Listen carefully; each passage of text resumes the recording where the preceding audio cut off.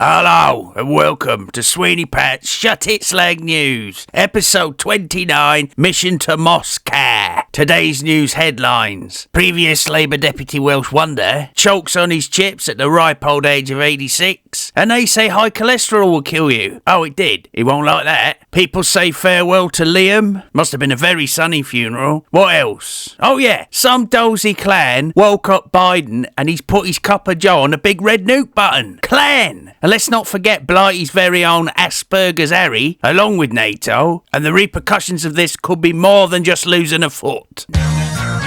You slag! You slag!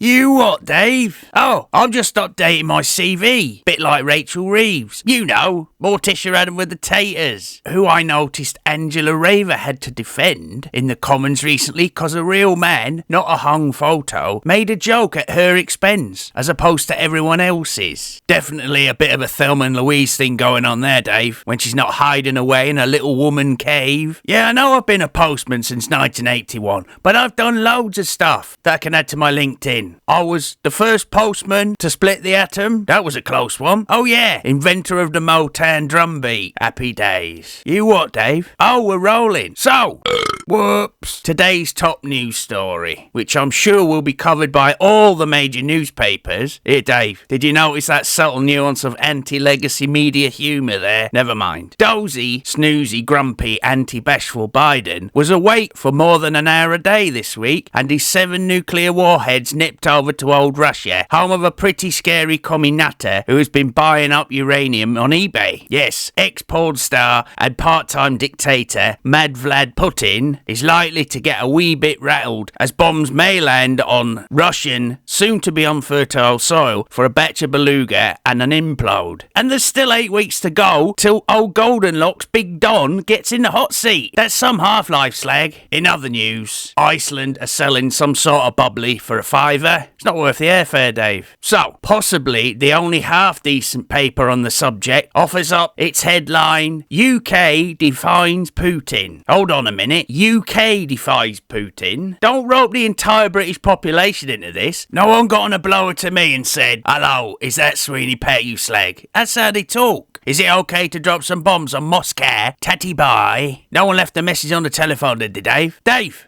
wake up.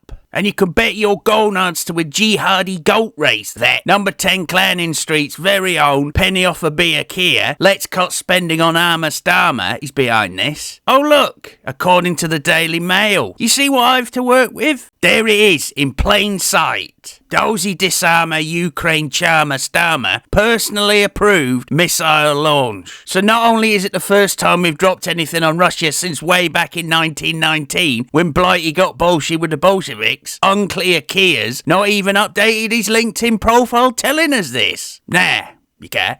Correct me if I'm wrong, but missiles exploding woke left, far right and off centre ain't very net zero, is it, UK clan? And ain't we getting copious amounts of gas and lecky from Russia with love? Or is that all gonna stop now, as Putin will try and find the off switch? Slag! You what, Dave? Oh, I forgot to say, this episode is sponsored by Grammarly, because nothing will hold back your potential more than not being able to spell the word philosophical. I know it begins with an F. Except for a few nukes, as hot as the sun, and dozens of times more powerful than Hiroshima. And that was a spicy meatball. So, like a lammy to the slaughter, you best lock up your daughter. But I'm not delivering today, Dave. You what? Oh, 'cause the bombs may well come flying. The silly tenfold Asperger's Rodney missile-emitting retard. Did I already say that? Though rest assured, when there is any mention of NATO, I'm not just talking about losing a foot to diabetes. I reckon in this day and age, that anyone with an idea like, oh, I don't know,